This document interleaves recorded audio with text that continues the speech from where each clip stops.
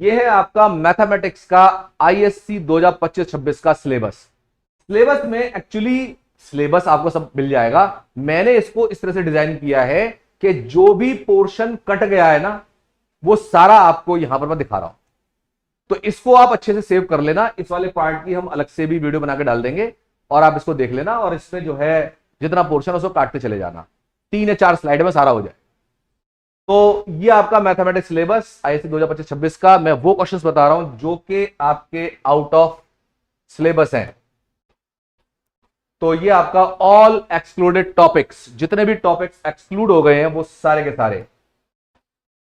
तो ये देखो भैया, पहले तो अपने पेपर में दिखा डाल लो, 860 इसका कोड नंबर है, और इसमें आपके 2 पेपर, जैसे एक थ्योरी और एक प्रोजेक्ट का रहता है, जिसमें से 80 नंबर की थ्योरी और 20 नंबर का प्रोजेक्ट या प्रैक्टिकल, जैसे भी जो आपका चलता है। इसके बाद में सेक्शन 3 सेक्शन में डाला गया है इस पेपर को। 80 मार्क का जो थ्योरेटिकल पेपर है आपका, इसमें ए पोर्शन कंपलसरी होता है, सेक्शन ए, और सेक्शन बी और सी में चॉइस होती है। सेक्शन ए 65 मार्क्स का होता है और सेक्शन बी और सी 15-15 नंबर के होते हैं। आपको या तो बी अटेम्प्ट करना है या सी अटेम्प्ट करना है। नॉर्मली कॉमर्स वाले स्टूडेंट सेक्शन सी अटेम्प्ट करते हैं और साइंस वाले स्टूडेंट्स सेक्शन बी अटेम्प्ट करते हैं। इसके बाद देखो ये पेपर का वेटेज है। इसमें आपका जैसे सेक्शन ए है 65 मार्क्स का, इसको 4 पार्ट में बांटा गया है, रिलेशन फंक्शन, अलजेब्रा, कैलकुलस और प्रोबेबिलिटी। तो 10-10 नंबर के दोनों हैं ये आपके, रिलेशन फंक्शन और अलजेब्रा। कैलकुलस में देखो differentiation, integration, application of differentiation. हाँ, एप्लीकेशन ऑफ इंटीग्रेशन जो है यहां पे डाला गया है। तो काफी सारा बड़ा पोर्शन है यहां पर, अगर आप देखें तो 32 मार्क्स का कैलकुलस आता है। फिर प्रोबेबिलिटी वेरी स्ट्रॉन्ग 13 मार्क्स का। प्रोबेबिलिटी का पोर्शन मैं बता रहा हूं, गारंटी ले रहा हूं आपसे, जब आप यहां पे करोगे ना आपको इतना आसान लगने वाला है। प्रोबेबिलिटी 13 के 13 मार्क्स आप चूस जाओगे इसमें से। जैसे अभी आजकल आम आ रहे हैं ना, आम चूस जाते हो, छोड़ते नहीं गुडली में जरा सा भी, ऐसे इसको सारे नंबर चूस जाना। इसका सेक्शन बी में आ जाओ, 15 नंबर का है, vector, 3D geometry, application of integrals. तो यहां पर ये 5, 6 और 4 नंबर के हैं। सब मार्क्स बचेंगे, कोई भी पोर्शन ऐसा नहीं जिसमें आपके नंबर कटने दूंगा, सारे के सारे नंबर पूरे पूरे आएंगे। सेक्शन सी की मैं नहीं कहता, सेक्शन सी जो कॉमर्स वाला टॉपिक है, अगर स्टूडेंट्स आप लोग कहोगे, अपील करोगे, तो मैं इस सेक्शन को कराऊंगा। Application of calculus, linear regression, linear programming, यहां 5, 6 और 4 नंबर का है, 80 नंबर का आता है। ठीक है, तो 80 नंबर टोटल पेपर है। ये 15 नंबर के ऑप्शनल पेपर है, इनमें से चाहो तो छोड़ सकते हो कोई सा एक, ये कंपलसरी है। अब आते हैं हम सिलेबस के ऊपर। तो आपका जो सिलेबस है, हाँ जी, सेक्शन ए में जितने भी एक्सक्लूडेड टॉपिक्स हैं उनको हम अब चेक करने वाले हैं। सबसे पहले आ जाइए, चैप्टर नंबर 2 है, ओपी मल्होत्रा किताब के हिसाब से मैंने लिखा है भैया, ये थोड़ा सा मैं आपको स्ट्रांगली कह रहा हूं। ओपी मल्होत्रा किताब अगर आपके पास है तो उसमें से आप काटते चलना, वरना आपको पता नहीं चलेगा मैं किस चैप्टर की बात कर रहा हूं। हो सकता है किसी और किताब के अंदर चैप्टर का नंबर अलग हो। तो ओपी मल्होत्रा किताब के अंदर फंक्शंस नाम का चैप्टर है, जिसमें आपका कंपोजिट फंक्शन का टॉपिक कट गया है। कंपोजिट फंक्शन से कुछ भी क्वेश्चन नहीं आएगा, चाहे पहले आया हो। इसके बाद दूसरा टॉपिक है आपका chapter 3, binary operations. Section A में बाइनरी ऑपरेशंस आता है। बाइनरी ऑपरेशन जो है ये आपका फंक्शन एंड रिलेशन का ही एक पार्ट रहता था पहले, ये पूरा चैप्टर काट दिया गया है। बाइनरी फंक्शन से कुछ भी नहीं आने वाला। Chapter 3 is completely excluded. ठीक है जी। इसके बाद आइए चैप्टर नंबर 6। अब देखो, जो चैप्टर नहीं लिखे, जैसे चैप्टर 1 नहीं लिखा तो पूरा आ रहा है, चैप्टर नंबर 4 नहीं लिखा पूरा आ रहा है, और चैप्टर नंबर 2 में मैंने बाकी टॉपिक नहीं लिखे तो सारे आ रहे हैं। तो सारे क्या देख रहे हैं, जो नहीं आ रहा उसे काट लो ना, इसको ध्यान रखना। फिर चैप्टर नंबर 6 मैट्रिक्स का चैप्टर है। इसमें inverse of a matrix by elementary transformations हटा दिया गया है। मैट्रिक्स का जो इनवर्स है एलिमेंट्री ट्रांसफॉर्मेशन से नहीं है, लेकिन आपका जो लीनियर क्वेश्चन वाला मेथड है उससे है। तो ऐसा नहीं इनवर्स से निकालना, इनवर्स निकालना, लेकिन elementary row operation, column operation से नहीं निकालना है। ये एडवांस होता है, इसको अभी आपको छुड़वा दिया गया है। चैप्टर नंबर 8 डिफरेंशिएशन का, इसमें से डिटरमिनेंट्स का डेरिवेटिव नहीं आएगा। डेरिवेटिव्स जो है डिटरमिनेंट्स के नहीं पूछे जाएंगे, ये एक एडवांस टॉपिक है, इसको अभी के लिए एक्सक्लूड कर दिया गया है डिफरेंशिएशन में से, जो आज हमने करा है। चैप्टर नंबर 9 इंडेटर्मिनेट फॉर्म्स, पूरा चैप्टर काट दिया गया है। लास्ट ईयर तक भी इसमें से क्वेश्चन आ रहा था, लेकिन अब ये चैप्टर पूरी तरह से एलिमिनेट कर दिया गया है, इसमें से कोई भी क्वेश्चन नहीं आएगा। तो आप सेफली चैप्टर नंबर 9 को छोड़ सकते हैं।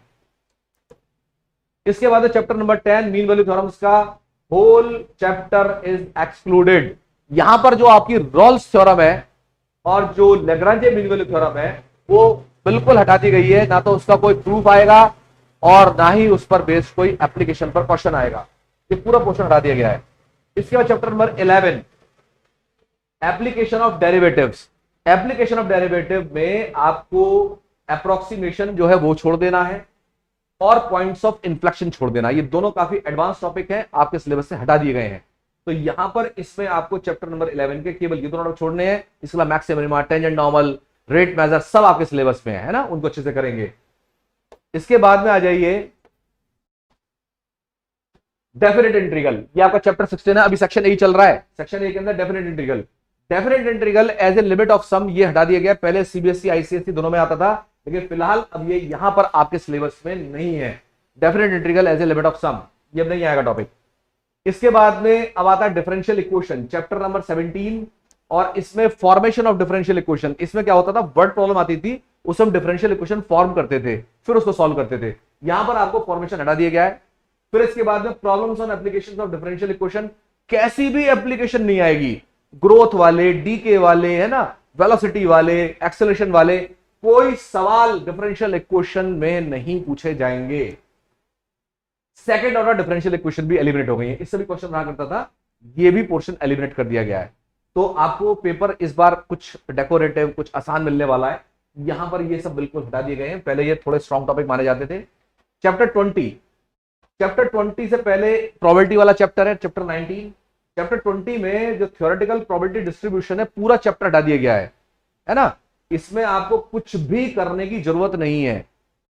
इसमें वेरिएंस, रिग्रेशन कुछ भी नहीं आएगा, कुछ भी नहीं करना आपको, ये पूरा चैप्टर हटा दिया गया है। इसके बाद में आता है आपका सेक्शन सी,